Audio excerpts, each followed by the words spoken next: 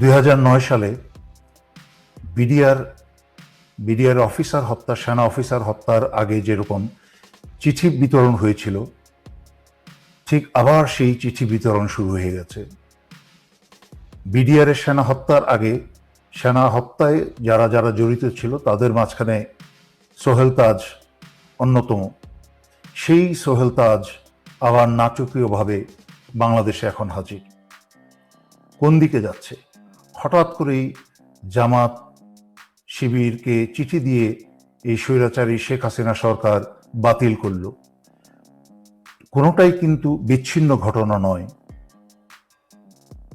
সম্পূর্ণ বিচ্ছিন্ন ঘটনাকে একত্র করে যারা আপনারা সচেতন নাগরিক, দেশপ্রেমিক নাগরিক যারা আমার লাইভ বা ভিডিও আপনারা দেখেন, তারা নিশ্চয়ই শুনেছেন বহুদিন যাবৎ আমি সতর্ক বাণী দিয়ে আসছিলাম, এভাবে বলছিলাম